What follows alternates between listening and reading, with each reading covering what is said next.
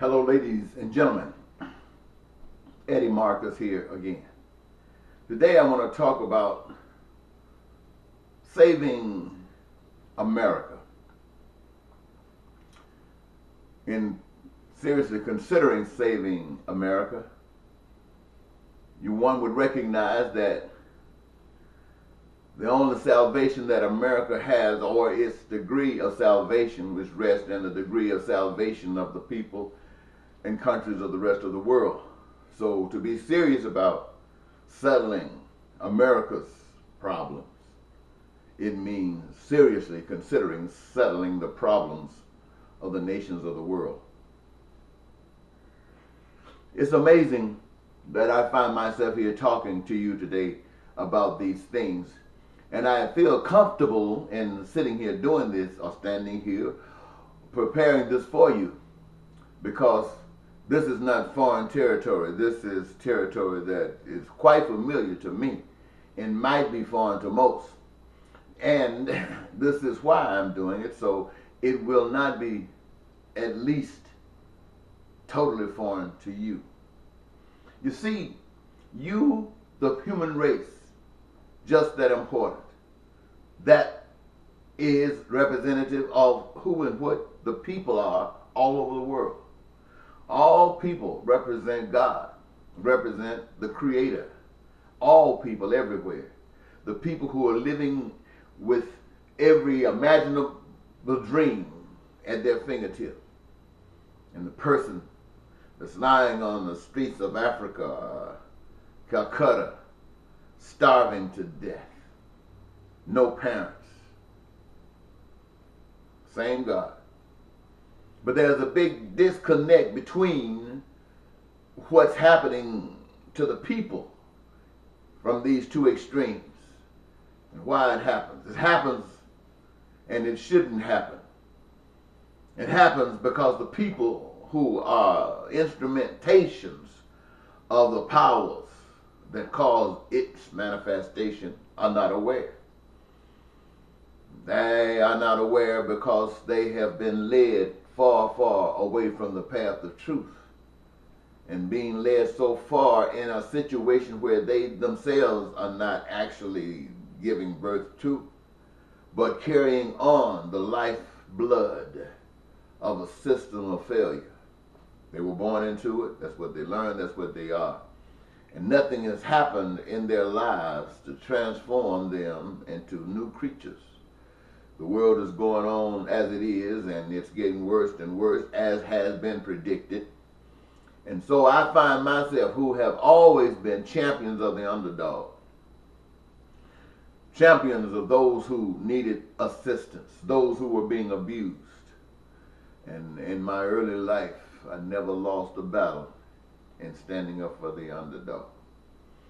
But as I grew, became a young man, moving out of the cotton fields of Mississippi,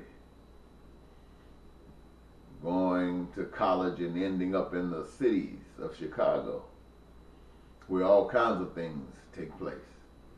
And one day seeing a young man, defenseless, being beaten by several men with baseball bats, and a crowd just standing around, and the only visible efforts being made to assist in this young man was an old man. And every time he would make a gesture, these gang members would jump at him. And as I saw this, I was traveling on a street bus. I jumped up to get off the bus so I can go to help this young man who was being beaten, this young man who represented me, this young man who was being beaten who represented you.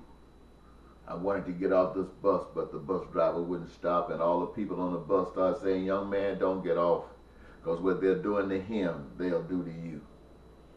And I must admit, as I stood there trying to get off the bus, I began to think about what the people were saying. I am a country boy now in the city, and perhaps what they're saying is absolutely true. And maybe I shouldn't get off the bus. So I decided not to get off the bus. The first time that I failed to come to the defense of one in need. Must say, that was the beginning.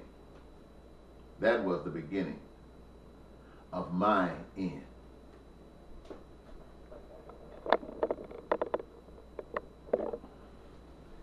And it hurt so bad. Because from that day until this day, I've still had that drive to come to the aid, but I had not the courage that I had before.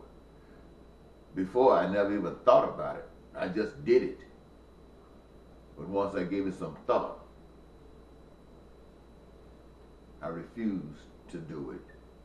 Or I always had some justification for not doing it. Because I bought into something that wasn't true. I bought into something that all humankind have bought into. This is why I talk about forgiveness for everything that has ever been done by anyone to anyone.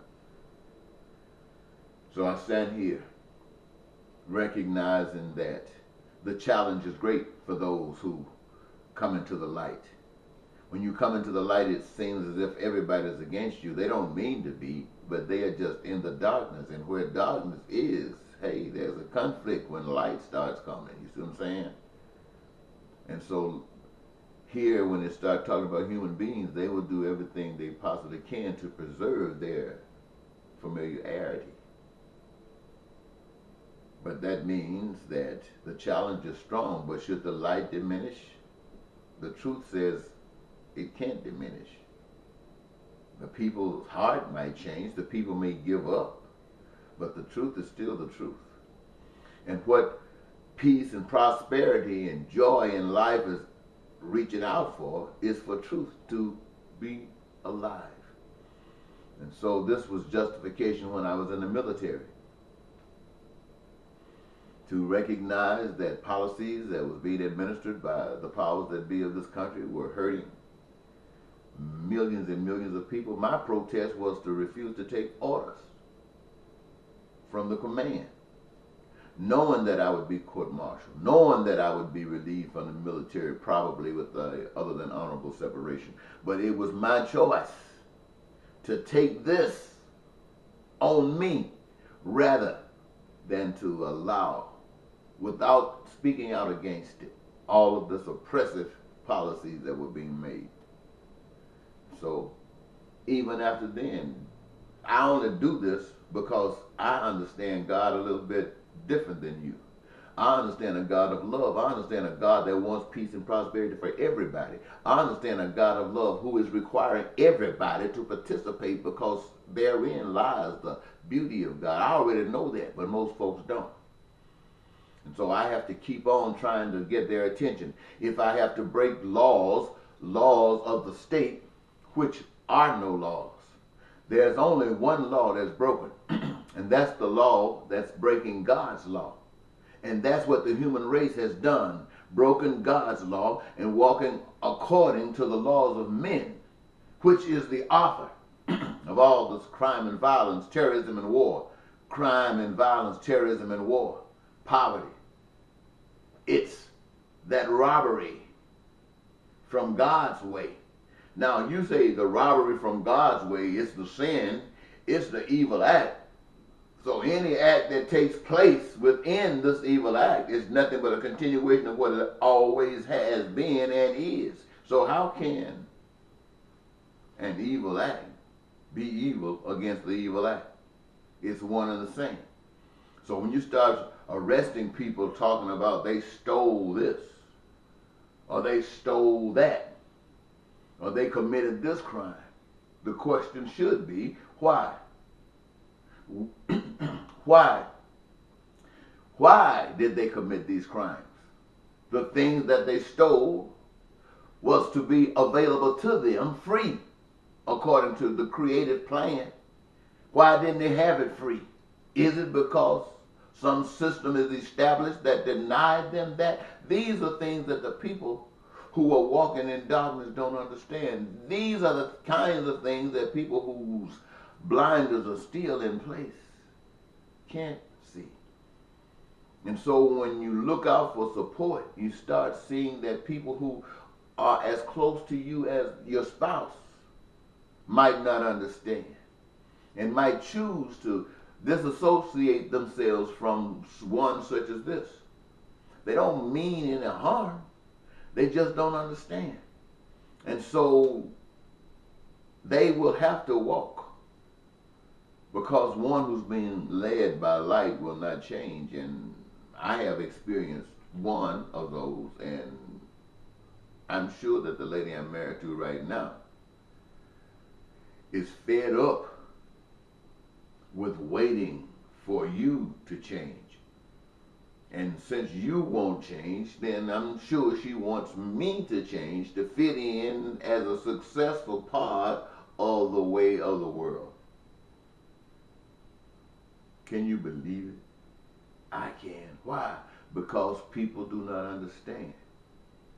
But it is those who do understand who reject this, who have the authority and the power from God to change this world.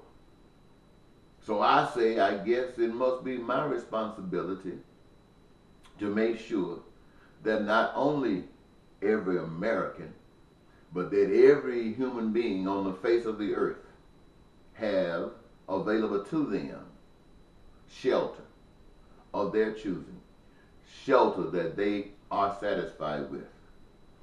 It is my duty and my responsibility to see that not only every American, not only my family, not only every Minnesotan, every American, but every human being on the face of the earth have clothing, have food, and the convenience that is required to give daily pleasure in living. It is my responsibility to see that this which God, our Creator, has performed even before we were here are made available to the people. People whose eyes are closed to what God has prepared for them. One might say, how in the world can I accomplish such as this? Well, what I know is this, that the God that is in me is in every last human being on the face of the earth. They got that same God in them. All they need to do is to have that God awakened. They need to have a hookup, an electrifying God Spirit hookup that will wake the God that's lying dormant in them, that's being pressured down by the ways of the world, which we have all at one time or another bought into, which we are all guilty and innocent of. We are guilty in that we are all victims of it. But we're innocent in that we didn't create it. We just keeping it going. And we're keeping it going because we have not known better.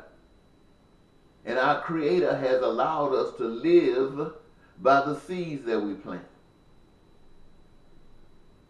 And yet, periodically, there's someone such as myself who is being charged by the power of life to stand before you and give voice. Give voice to truth. Give voice to love. Give voice to life by allowing you to hear it said that you are the sons and daughters of the Creator. The breath of life that was breathed into the nostrils of human beings is the breath of God. And it is the life of God. And every last human being that ever is born is a representation of that life. Got purpose. Purpose in whatever form they find themselves in. Here in America, we got purpose here. Our purpose is not to try to see how much we can amass. Our purpose is not to try to see how we can have more than Sally and Sue and John. Our purpose is to create, to use the gifts that we have been given, to explore them, to maximize their creativity in a system that is designed so that you can do just that. And everything that each of us do plays a part in creating goods and services that we ourselves probably didn't even imagine. But here it is, a gift from the Almighty Creator. And rather, we choose to sit around and watch all the crime and the violence. We choose to listen to social media where people are telling us the secrets that are not known to the general public, telling us about the Illuminati's, telling us about the New World Order and its plans, and we're sitting around waiting for it to happen. Telling us about Armageddon, and we're sitting around waiting for it to happen. This is a people that are as hopeless and as damnable as that young man in Chicago in that park that was being beaten by several young men with baseball bats, and no one was coming to the rescue. This is the way I see not only America, this is the way I see the world. Sinking down under sin, sinking down under pressures of deception and lies. And it seems like no one is coming to the rescue. Well, I can't point a finger if I don't go.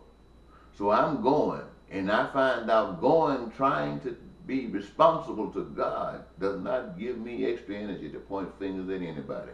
I'm calling you all to truth. I'm calling you all to make a change in your ways of life. I'm calling you all to look at other people as though they were you. I'm calling you all to dream for others' success as you dream of your own success. I'm calling you all not to just dream and hope, but give life to that success. Play a part in creating that success. And let us change the world to our benefit and not to the benefit of those who care nothing about us. Let us represent the light. Come out of that darkness. Come into the light. Thank you very much. Bye-bye.